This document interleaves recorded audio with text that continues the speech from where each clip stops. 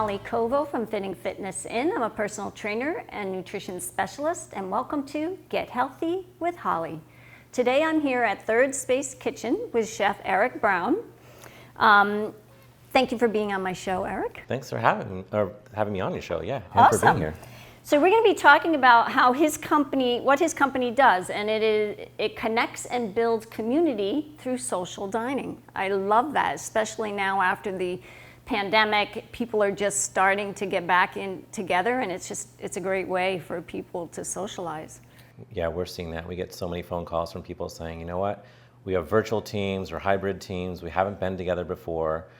We have families who haven't seen each other for a while, just a whole bunch of people wanting to get together. And what better way to get together than to have a meal together? Perfect. Eric and I know each other because we work together on the board of the Healing Garden, the Virginia Thurston Healing Garden in Harvard. And that is an integrative support center for people dealing with cancer. Why don't you give us a little bit about your background, Eric, and how you came to creating Third Space Kitchen? Yeah, well, what's interesting is, my first career, I'll say, was actually in technology. I focused on advertising, learning a lot about people and what sort of makes them tick. And, through that progression and also sort of building ad platforms to connect people, I've found a love through food, I guess, in a way that I took some recreational classes, and I realized that this was something that was fun and a way to fill up my spare time. I really dove into it head on and decided that I wanted to learn more, so I ended up selling one of my companies and going to culinary school, believe it or not. And through that learning and through connecting with people even more with food, I decided that, yeah, this is my new path in life. So it took a little while, I had some kids and all that, but then came to opening Third Space, I'll say, as my fifth child. Yeah, 4 kids. Yeah, and it's been great because now, I can connect with people in a different way and share what I love, but also, it doesn't matter whether they're an experienced cook or if they've never been in the kitchen. It's really about working together. It's a team effort, and we just put together some really easy, usually sometimes complicated, menus that really get people excited about cooking. And a lot of people not only love the food, which is great, but they love the experience of talking to people. They love meeting new people, and also many people have come in here and said, wow, I didn't think I could do that. And they find out that they can. So it's kind of sparks something in them as well. You mean like making mozzarella cheese? Yeah, totally. That's one of his menu items. That's a toughie. So what types of groups do you have here? We have a few different types of groups. So we do team building, as I mentioned. So companies will come to us and say, we want something fun and exciting that's different than going out to a restaurant. You can go out to a restaurant. The challenge with that, they often tell us, is if you're sitting down at a table, you can talk to the person in front of you, to the left, and to the right of you. And then at the end of the day or at the end of the meal, you've gone home and you've probably talked to the people that you talk to in the office. Right. We take that opportunity and say, hey, we're actually going to get people to talk in an interactive way. So everything that we're doing, whether it's making pasta, making tacos, making paella, it's all about, okay, you're going to work on this, you're going to work on that. We have to talk and make sure the food comes out at the same time, Right. which is really important. And when the food comes out, not only are they proud of it, it's delicious, they sit down and have a family-style meal. So they're able to share in that whole experience of creating the meal together, something that is kind of intimate and fun, and it's just great. And we do that with private events as well. So families, we often celebrate milestone events, whether it's birthdays or just celebrating something like people getting married. We've had rehearsal dinners, and we've also hosted cooking classes. So people will come to us and say, yeah, I saw that you do pasta making. Can we do that pasta class? And they'll bring some friends, they'll meet some strangers. I've had people, exchanging numbers and saying, oh my gosh, I had no idea that you loved antiquing. I go antiquing to this place too. And so It's just a lot of common ground that people find through having that meal. And the last thing I'll say that we do, which is super fun and totally different, is birthday parties for adults, but kids. So they come in here, and we cook with them. It's an experience where they can make pizzas, they can work on cupcake decorating.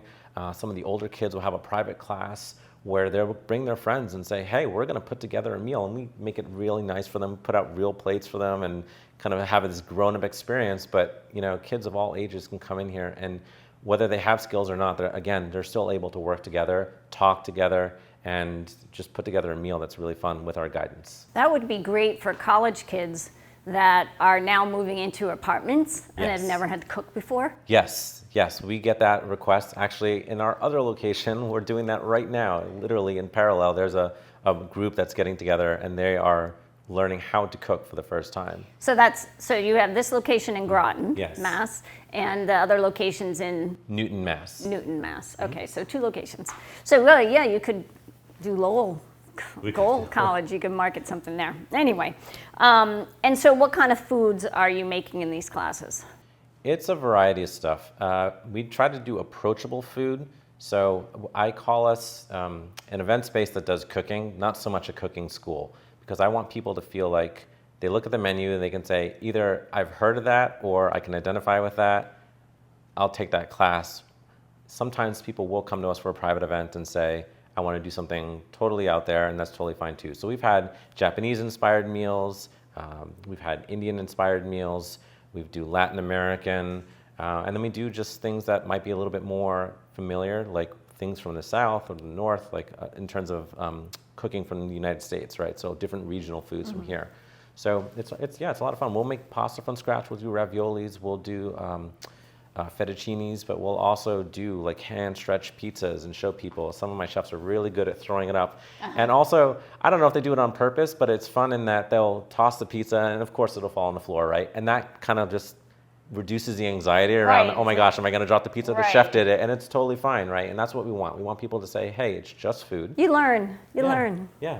What was it, Julia Child? She'd be like, "Oh well, that's a mistake. We're going to eat it anyway. Exactly. Let's try again next time." Right. You know? So yeah, we do like to do, and a combination of foods too. So we've held plant-based meals in addition to surf and turf. So it really is about trying to connect with people wherever they're at in terms of what they eat and what they like, and exposing them to new things too. That's important. And you're peanut free, because I brought some pistachios today for the salad, but we're not going to do that. Peanut But and that's good tree to nut, know. yeah. Yeah, so that's good to know. There are a high amount of people that come into us with that allergy, and so this is a safe space for them to cook, knowing that there hasn't been any contamination from that. Awesome. All right, what are we going to cook today? We're going to do 2 things. So we're going to be making a kind of an Asian New England fusion of a maple glazed salmon, and we're also going to be doing a classic poached salmon. And that's what we're going to do, and we're going to combine it with a delicious Then we're going to put it over a nice salad. Right. All right, so take it away. Show us right. what we got here. So right here we have some salmon fillets. Now these come from Papa's Catch, which is a Harvard, Mass-based company. So Josh Pearson goes out there every year to Bristol Bay in Canada. Sorry, not Canada, Alaska. And he goes out there fishing fresh, gets these things fresh, and then they're flash frozen, and then they're delivered to us. And what's amazing is, a lot of people like to go to the grocery store and decide what piece of fish they want, and that's all great. One of the challenges with getting fish in the grocery store is you don't know how long it's been sitting there, right? Right. And once it's thawed, it is slowly losing its, I guess, how good it is and its nutrients, everything, right? So what we do is we take these frozen fillets that have been, flash frozen, and we put them in cold water, and it takes about 20-30 minutes depending on how many you put in there. It could take up to an hour if you've got like 20. Do they come this size? They were already pre-cut. Oh my, these all look awesome. They all look awesome. They have a beautiful texture to them. You do still want to check every once in a while to see if there's a pin bone or something that you need to take out of there. But this is beautiful sockeye salmon from Bristol Bay. So I'll put his information up on my website, so you can check on the website and you'll get his information. Papa's Catch. Papa's yes. Catch, right? And so you can see it's so beautiful and soft and flaky, and you can see the different. You can see the fat, but it's relatively lean, and it really has a wonderful taste. And so we're not going to do too much to it. We're just going to add a little bit of flavor in terms of the maple. We're going to add some soy sauce. I'm using a low sodium soy sauce. One of the things about cooking is that I like to decide how much salt I want. I mean, salt is great in that it's a necessity in cooking. It brings about, brings out the flavor, but also I like controlling how much is in my food. I use low salt everything. Great, so we're aligned there. The other thing is, just in terms of cooking, you can see that when I chose to thaw these, I took out ones that were about the same size. So in cooking, we want to, when we're cooking things, we want them to be about the same size so they cook at the same rate. Right. Otherwise, this one might be done too early, and then this one's not done. Right. All right, and then the other thing that we're gonna do is we're gonna take these out just about when they're done, because if you wait until they're done in the oven, They keep cooking. they'll keep cooking. So carry over cooking, and then they'll be overdone and just not as great.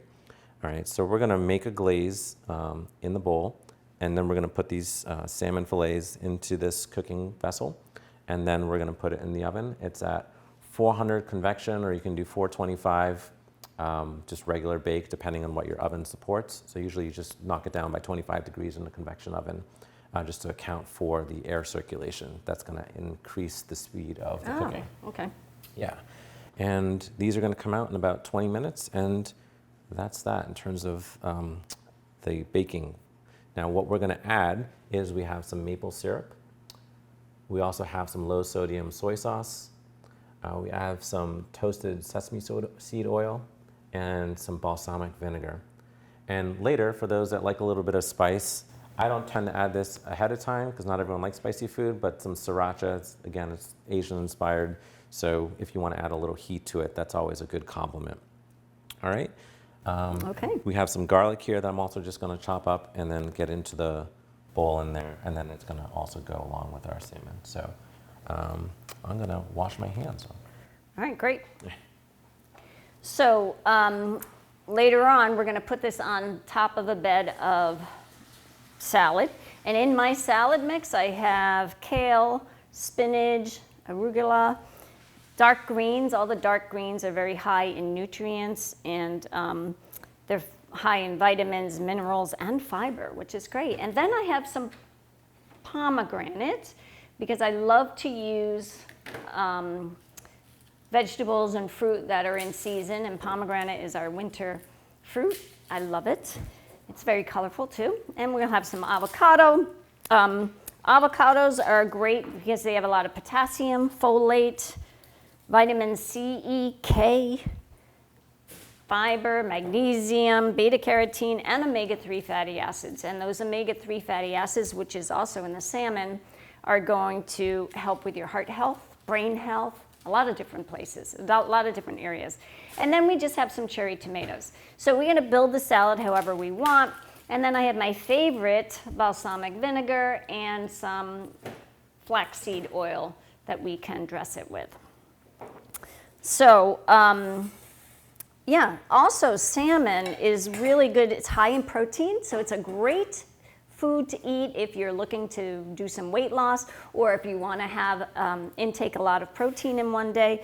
It's good high in potassium, B12, also omega-3, iron, and it has a lot of vitamin D in it. So that's great. It's definitely my favorite fish. It has a lot of flavor in it, and it's very filling compared to some other lighter fishes with all those health benefits that you mentioned. So I love it. We're going to take some garlic. It's an easy way to get the Let me take this other thing out of the oven. get the skin off. I'm going to do that again. It's a little loud on these metal tables, but it's a really easy way to get the outer skin off the garlic clove. All right. Ooh, smell that garlic. Garlic is good for you, very good for you, especially if you have a cold. It's got a lot of anti-inflammatory properties, which we love.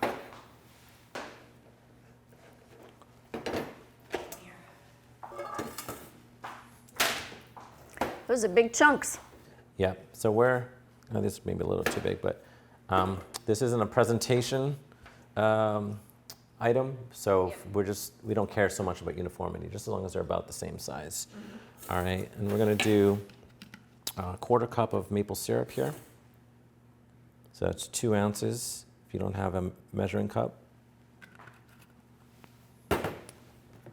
All right, and then we're just gonna add a splash of soy sauce.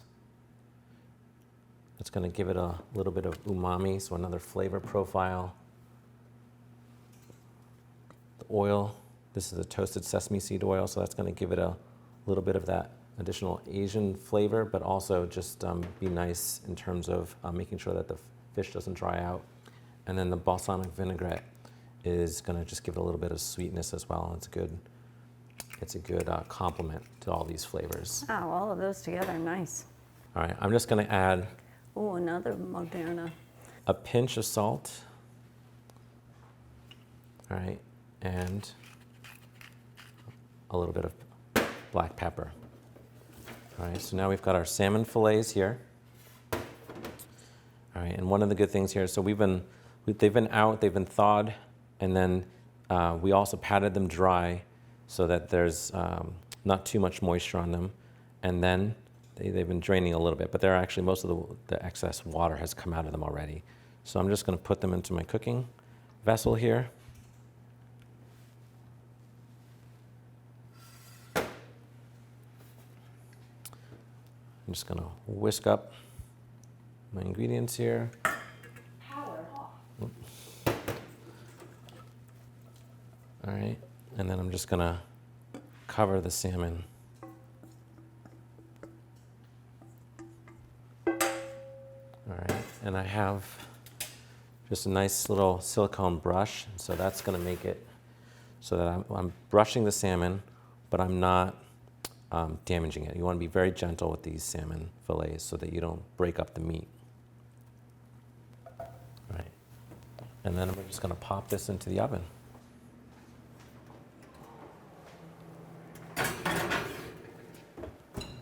And so that'll go for about 20 minutes or so, and then 15, 20 minutes. So we'll check on it, and then that's all there is for that. Awesome.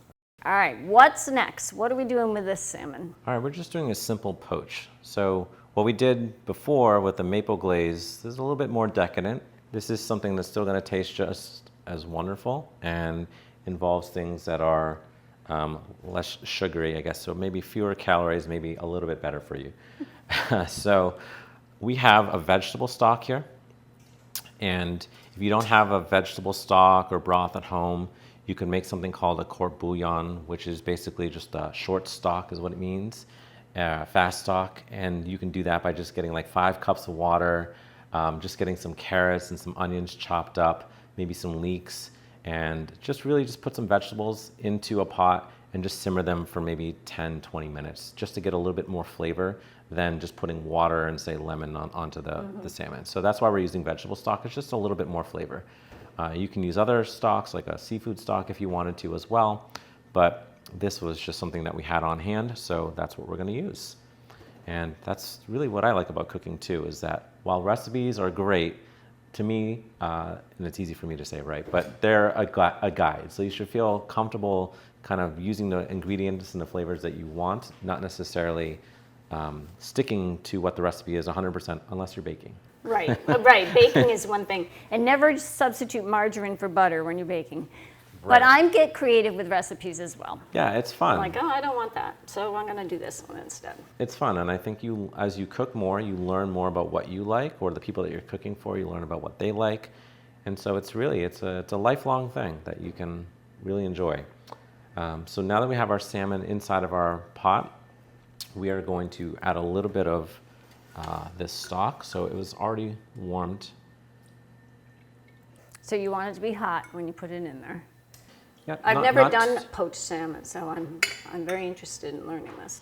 Yeah, we don't want it to be too hot because, we'll start cooking it if it's like boiling hot, right? Yep. So it's warm, it's good, and while it's just sitting there in the liquid, I'm gonna get some lemon juice in there. All right, so I got some fresh lemon. Just gonna squeeze it in there. All right, this acid's gonna help counteract some of the fattiness in the fish. We had salmon last night on the grill. Lemon and black pepper. Oh, really? Yeah. Oh, great combination. We've done quite a few. Oh, I should remember that episode where we did the 4 different salmons on the grill. There's just a little bit of kosher salt. tiny bit of pepper. I'm also just going to cut up a little bit of onion to put in there too.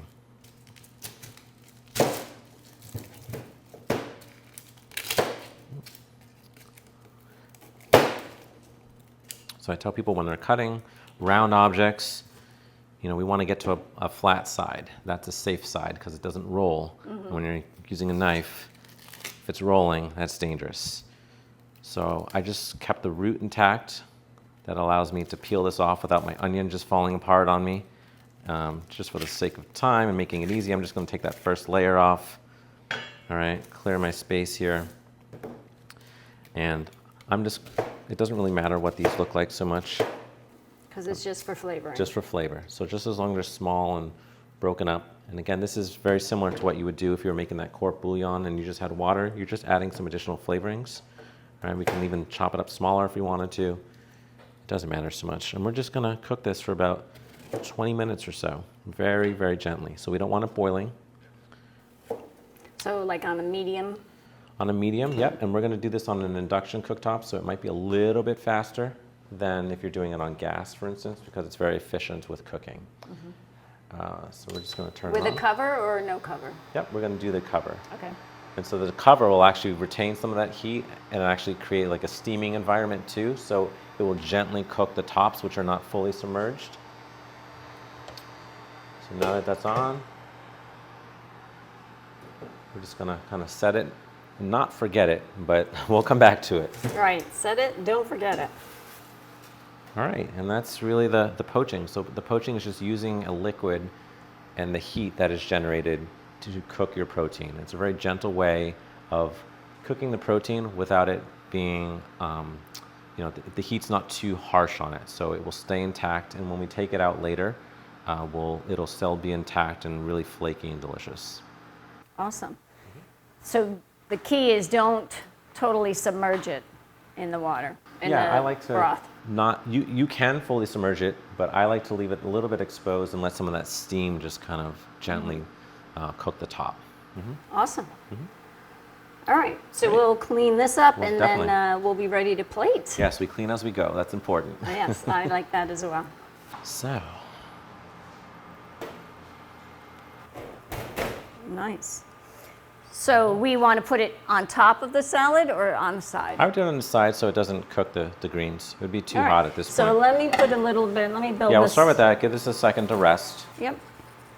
So we're going to build this nice little salad on the side. Most of my days, most of my lunches consist of salad with some form of protein. So I, of course, am going to put some pomegranates on this. Definitely some avocado, because I love avocado, and it also has a really good unsaturated fat. A little bit of cherry tomatoes. Yep. And my favorite balsamic vinegar. It comes corked, by the way, so drizzle that on there. A little bit of this flaxseed oil.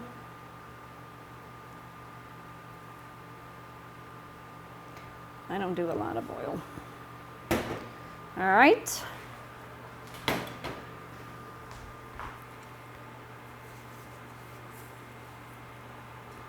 Ooh, look at that. Wow. Okay. That looks great.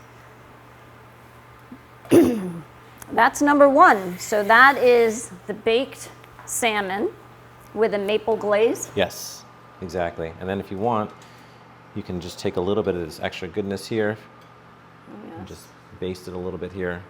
Adds a little shine. Oh my gosh.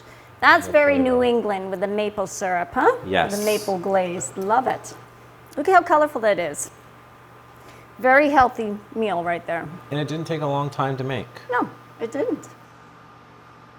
So, and if you're like me with all the kids or anything really going on at home, you can still do it and just make sure you set a timer so you don't forget. Yeah, I was using my watch timer. So this past weekend when we were doing the baking of the cookies, you know, you got the 2 different ovens going, and you got dough in the refrigerator, and so everybody's like using their watch because there's only 1 timer on the ovens, even though you got 2 ovens. Right. I'll tell you though, I just redid my kitchen, and I have 2 ovens now, and I absolutely love it. It is a game changer. It's so much easier, and you can do more baked things. So oh my gosh, healthier stuff, yeah, right? and even at Thanksgiving, the turkey was in the bottom oven, and then I had the top oven to do all sorts of stuff. Right. It's not fair the turkey gets a whole oven. a whole oven, right? Yeah. Oh well, but that's okay. How are we doing with the poached salmon? How's that looking? We're looking good. I think we're pretty much ready to take this wow, out. that's So it fast. changes pretty quickly, and it will absorb that flavor from the stock and everything else we put in there. So you can see that it went from that really dark, fleshy. Yeah, so now it's like a nice light orange. So all those proteins have been denatured and coagulated together. So it's lost a little bit of moisture, so it's a little bit firmer. But I'll it's still build a flaky. salad for that one then. That's perfect, all right. You know, it's too bad there isn't smell-o-vision. Because boy, you guys, you would love the smells in this kitchen right now. So the Healing Garden is actually having our holiday party here. Eric is donating the space and food. It's awesome. We're very thankful of that. It'll be fun. Well, it's my pleasure. I'm excited. It'll be fun.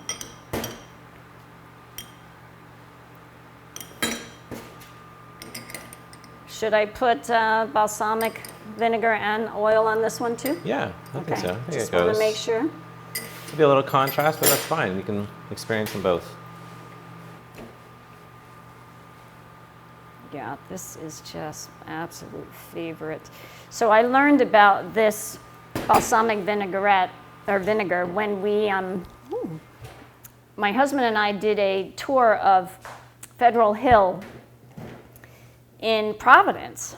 It was a food tour, a walking food tour, and we did balsamic vinegar tasting. We did olive oil tasting. It was awesome. Push those over.